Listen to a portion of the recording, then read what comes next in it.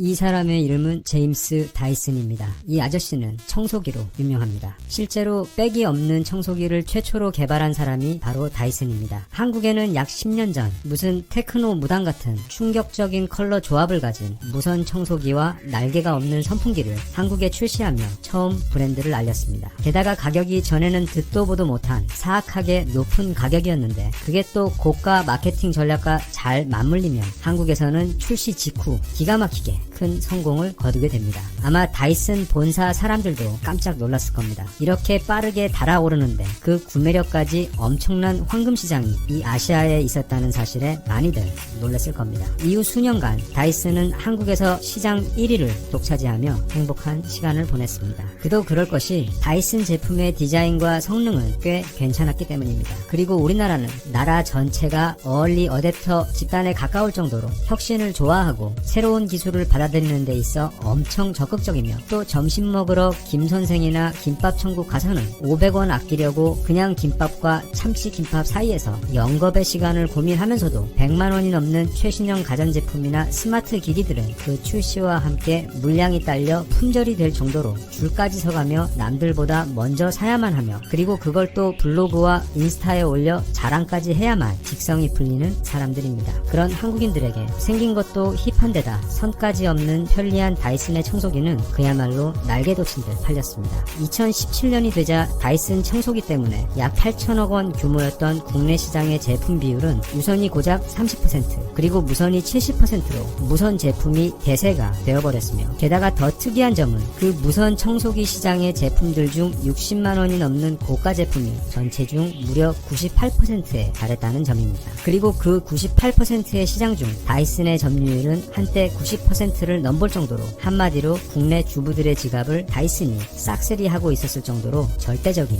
인기를 누렸습니다. 하지만 모든 즐거움에는 반드시 그 끝이 찾아오는 법. 마치 영원할 것만 같던 다이슨의 행복한 코리아 시절에도 위기가 찾아왔습니다. 집단 행동을 좋아하는 이 불행이란 녀석들이 찾아올 때면 항상 그렇듯 이번에도 녀석들은 셋이나 사이좋게 어깨동무를 하고 찾아왔습니다. 첫째는 잦은 고장과 부족한 AS 서비스 퀄리티에 대한 불만, 둘째는 외국에 비해 많게는 30만원 이상 비싸게 팔던 이상한 한국 가격, 셋째는 삼성과 LG의 자체 무선 청소기 제품 출시. 첫째 문제에서 한국 소비자들은 고개를 갸우뚱했고 둘째 문제에서는 분노했으며 셋째 문제가 등장할 때쯤에는 이미 다이슨은 한국 시장에서 더 이상 최고의 제품이 아니었습니다. 현재 무선 청소기 시장 1위는 LG전자의 코드제로 제품이며 다이슨은 2등을 하고 있는데 1등과 2등의 격차는 매년 빠르게 벌어지고 있는 상황인데다 삼성 제품이 다이슨 바로 뒤에서 빠르게 치고 올라오는 중입니다. 위기를 감지한 다이슨은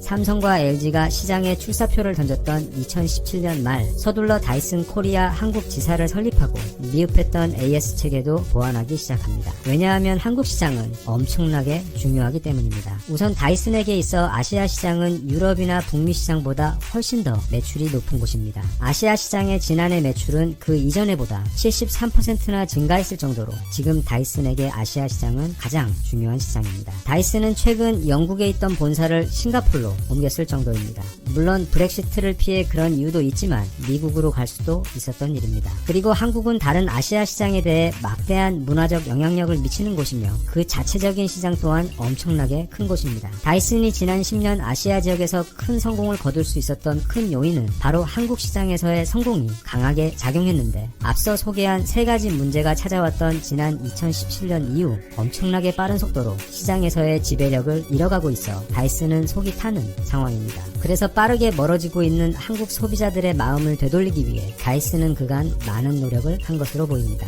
그리고 최근 다이슨의 최신 제품들을 아시아에서는 최초로 한국에서 출시를 했습니다. 정말 짧게 그 신제품들의 특징을 소개하자면 그 대표 제품인 다이슨 디지털 슬림의 경우 지난해 출시한 V11 제품에 비해 크기도 20% 작아졌고 무게도 1.9kg으로 채 2kg가 안 된다고 소개하고 있습니다. 무엇보다 제품 시작가가 79만 9천 원으로 100만 원이 훌쩍 넘던 이전 다이슨 제품들보다 매우 저렴해진 가격으로 출시를 했습니다. 사실 저는 LG 코드 제로를 구입하려고 지금 벌써 몇 달째 돈을 모으고 있기 때문에 이번에 출시한 다이슨 신제품에는 그리 관심이 없습니다. 코드 제로의 물걸레를 이길 수 있는 것은 이 지구상에 아무것도 없으며 매번 베큐um 한 번, 그 다음 물걸레 바퀴벌레로 다시 한번 작지도 않은 같은 공간에서 똑같은 코스를 따라 똑같은 동작을 2번이나 해야 했던 그 이상한 노동에서 저를 해방시켜줄 코드 제로를 저는 기다리고 있습니다. 다만 이번 신제품을 내놓으며 다이슨의 부사장이 한 이야기에는 흥미를 느꼈습니다. 존 처칠 다이슨 무선 청소기 사업부 부사장은 다이슨에서 개발 과정과 영업, 품질 관리, 그리고 마케팅까지 모두 총괄 지휘하는 총책임자입니다. 그런 그는 이번 신제품 발표 인터뷰에서 이런 이야기를 했습니다.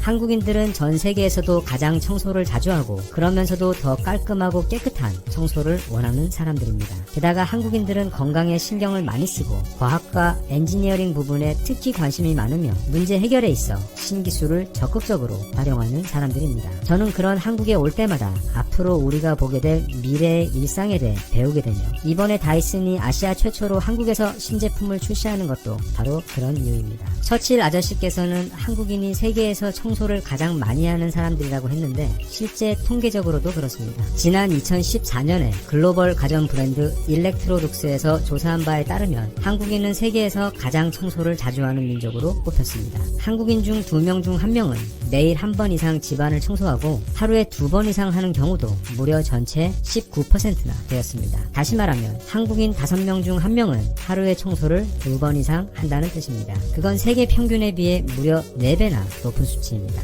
한국인이 유독 뛰어난 원인 중에는 바로 그 청소에 대한 태도도 한몫하는 것 같습니다. 약 1000년 전 중국인들이 묘사한 고려인들의 특징 가운데에는 일단 우리가 엄청나게 술을 많이 마시고 온 백성이 춤과 노래를 지나치게 좋아한다라는 이야기가 주를 이루지만 그 외 위생에 대한 이야기도 많이 나옵니다. 고구려인들은 모든 사람들의 위생 수준이 뛰어나며 아침에 일어나면 반드시 먼저 목욕을 하고 문을 나서며 여름에는 냇가루가 날마다 2번씩 목욕을 하기도 했고 중국인들 보고는 몸에 때가 많다고 비웃는다는 기록이 있을 정도로 한국인들의 종특 중 하나는 바로 위생이었습니다. 일단 청소의 긍정적인 효과에 대해 소개하는 책이나 논문은 이미 많이 있습니다. 대표적인 논문 사례는 바로 1969년 스탠포드 대학의 심리학과 교수였던 필립 짐 바르도 교수가 최초 주장한 깨진 유리창 이론이 있습니다. 실험은 간단했습니다. 필립 짐 바르도 교수는 2대의 중고차를 준비했습니다. 한 대는 뉴욕주의 저소득층 서민 주택가인 브롱스에, 다른 한 대는 캘리포니아주 팔로알토의 스탠포드 대학 인근 지역에 주차했습니다. 두 차 모두 본네트를 살짝 열어둔 채 차를 한 자리에 그냥 세워두었는데 브롱스에 세워둔 차는 차를 세워둔 지 불과 10분 만에 차의 배터리와 바퀴 등이 털리기 시작하여 채 하루가 다 지나기도 전에 거의 모든 것이 도둑맞아 버렸습니다. 그와는 반대로 캘리포니아의 좋은 동네에 세워둔 차량의 경우 5일이 지나도록 아무 일도 일어나지 않았는데 심지어 연구원들이 실험이 끝나 차를 옮기려고 하자 주민들이 경찰에 신고를 넣는 상황까지 벌어질 정도로 치안 상황이 좋았습니다. 그런데 연구원이 이번에는